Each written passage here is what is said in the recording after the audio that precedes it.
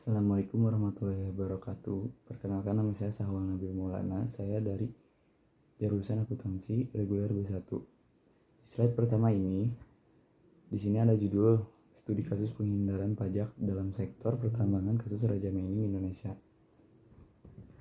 Lalu di slide kedua ini ada pendahuluan pernyataan masalah urgensi yang telah saya buat dari artikel saya, yaitu sektor pertambangan menyumbang 7-8% dari PDB Indonesia. Namun, penghindaran pajak menjadi tantangan utama dalam penerimaan pajak. Kasus Raja Mining menyoroti efektivitas regulasi perpajakan dan kapasitas otoritas pajak dalam pengawasan.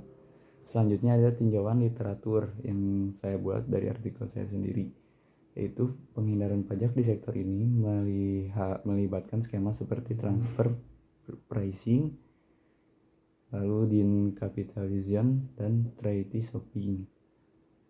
Penelitian ini relevan untuk memahami kompleksitas praktik tersebut dan kontribusinya terhadap kebijakan perpajakan. Lalu ada limitasi penelitian.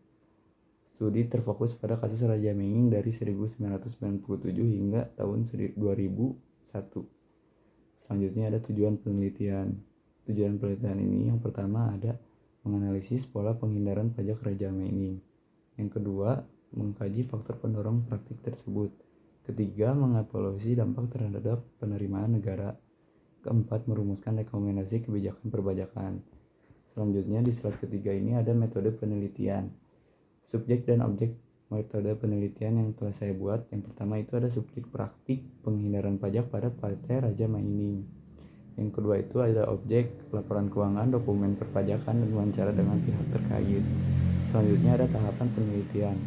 Yang pertama, pengumpulan data studi dokumentasi terhadap laporan keuangan, perusahaan, dan dokumen perpajakan. Yang kedua ada analisis data.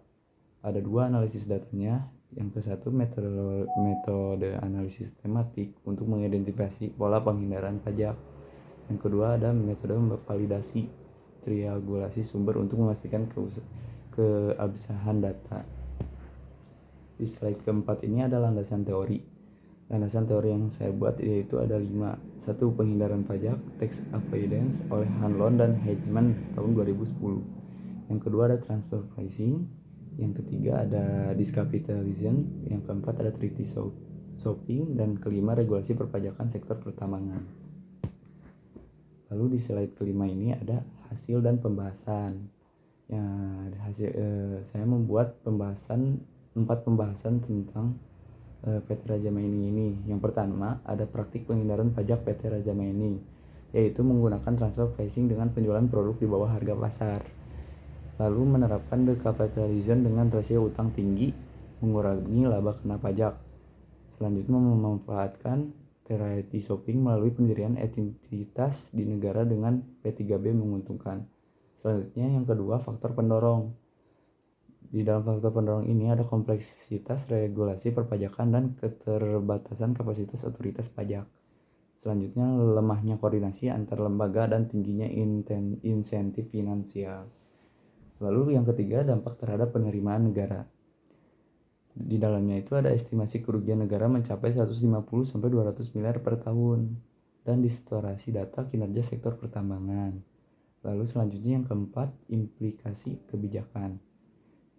Implikasi kebijakan tersebut di dalamnya ada perlunya penguatan regulasi anti penghindaran pajak dan peningkatan kapasitas pengawasan. Pentingnya harmonisasi kebijakan antar lembaga dan kerjasama internasional. Selanjutnya di sini ada penutup slide kelima. Kasus penghindaran pajak di PT Raja Mining mencerminkan tantangan serius dalam sektor pertambangan, di mana praktik seperti transfer pricing, decapitalization, dan treaty shopping telah merugikan penerimaan negara secara signifikan. Penelitian ini menegaskan pentingnya penguatan regulasi perpajakan dan kapasitas pengawasan untuk mencegah praktik serupa di masa depan. Dengan meningkatnya kompleksitas praktik penghindaran pajak, kolaborasi antara pemerintah dan lembaga internasional menjadi krusial untuk menciptakan sistem perpajakan yang lebih transparan dan adil. Upaya berkelanjutan dalam reformasi kebijakan dan pengawasan akan sangat diperlukan untuk melindungi kepentingan negara dan memastikan keadilan bagi semua wajib pajak. Di slide terakhir, di slide 7 ini ada kesimpulan dan saran. Kesimpulannya ada 3. Yang pertama yaitu intisari penelitian.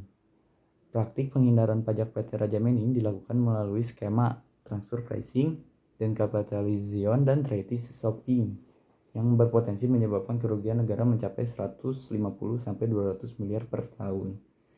Yang kedua, pendapat peneliti. Peneliti menilai bahwa kompleksitas regulasi, keterbatasan pengawasan, dan tingginya insentif finansial menjadi faktor utama yang mendorong praktik penghindaran pajak.